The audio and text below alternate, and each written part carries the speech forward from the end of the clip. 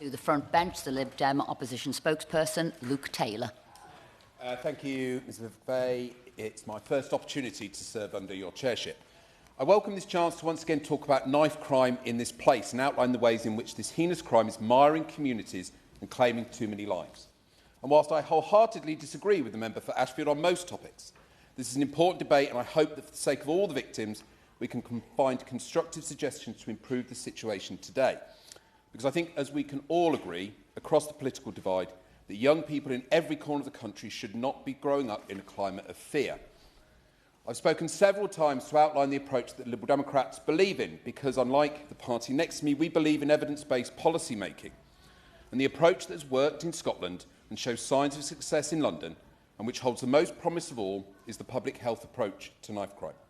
And I reiterate now that the Liberal Democrats are clear on the need for a proper joined-up approach to youth diversion, making youth diversion a statutory duty and funding it properly, so that every part of the country has a pre-charged diversion scheme for young people up to the age of 25.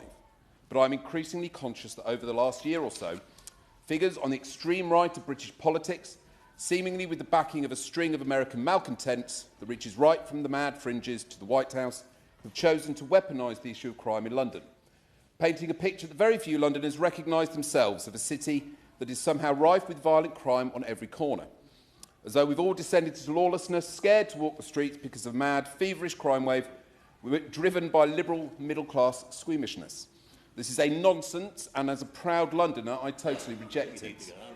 Violent crime fell in London by 6% in the year to last March, and the following 3 months saw a 19% fall in knife crime compared with the same time last year. Knife-enabled offences have dropped in each month of 2025 for the same months in 2024. I invite the honourable member for Ashfield to correlate that with the reductions in stop and search over the same period. I've been to Scotland Yard with many colleagues and heard for myself the action the Met has taken in recent months has been modestly successful. And I do believe that with the increasingly limited resources they have, the Met are affording this issue the priority level it deserves. I will be clear, to avoid the risk of being misrepresented, that I in no way wish to minimise the issue for two reasons. First, when looking longer back in time, knife crime has gone up dramatically since 2016 under the Labour Mayor's watch, as Conservative government cuts to local government and the police obliterated the community support networks that the public health approach relies upon. Cuts that the member for Ashfield was happy to be part of delivering as a Conservative MP. And second, because every childhood snatched, every pavement stained in blood, every family with one too many chairs at the dinner table is one too many. Policing alone cannot and does not itself pretend to affect the culture change that we need. For that, we need to properly deliver the public health approach. In London, the growing funding gap for local councils after years of austerity are about to be made worse by the government's unfair funding review and the risk of new Labour austerity. This means that the cracks in the system are now chasms. For too many young people in Britain, not feeling safe isn't an occasional fear. It is part of the everyday fabric of their lives. I've met young people in London and in my own constituency of Sutton, Cheam and Worcester Park for whom this sense of vulnerability sits in the background of everything they do.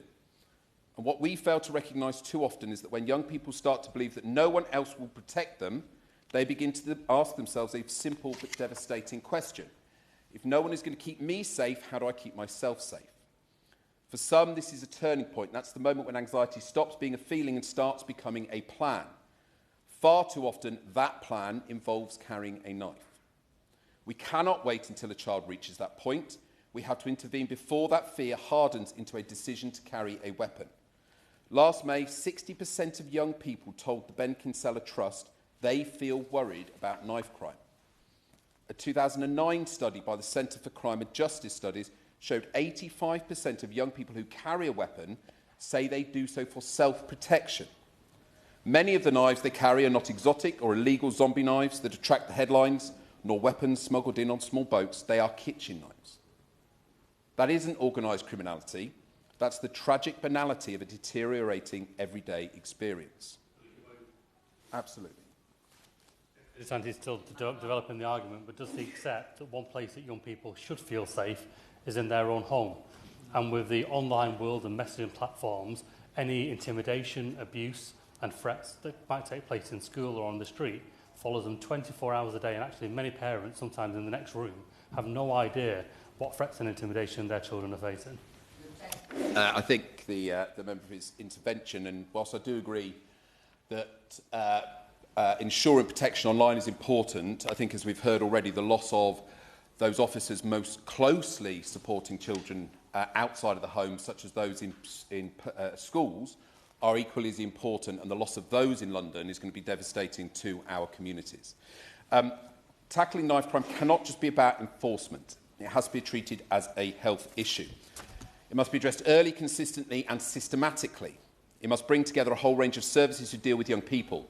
Early intervention schemes at councils, NHS workers and carers, police officers and teachers, community leaders and social media influencers, parents, mental health workers, restorative practice advocates, and the various arms of government that young people interact with, all under serious, mission-driven violence reduction units.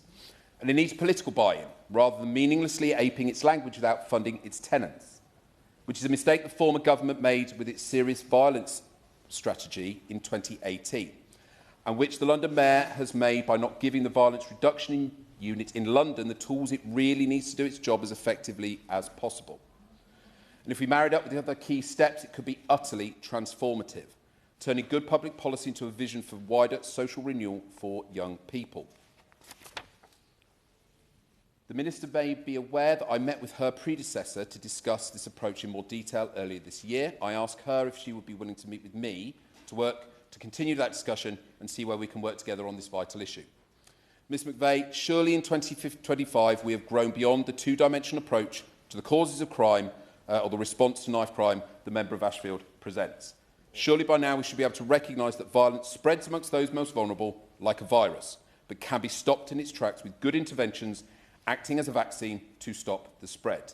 Surely we've learnt by now we cannot punish or scare violent crime away. The good deterrents are not enough to stave it off, when it has already buried its roots far too deeply in our neighbourhoods. Not so long ago, when a leader of the party opposite me pledged to be tough on crime and tough on the causes of crime. All I ask is the government recognises that we have done far too much of the former and far too little of the latter, and that they show that they recognise that it's time to finally adopt the public health approach properly, to save lives, to save communities, to save futures. Thank you.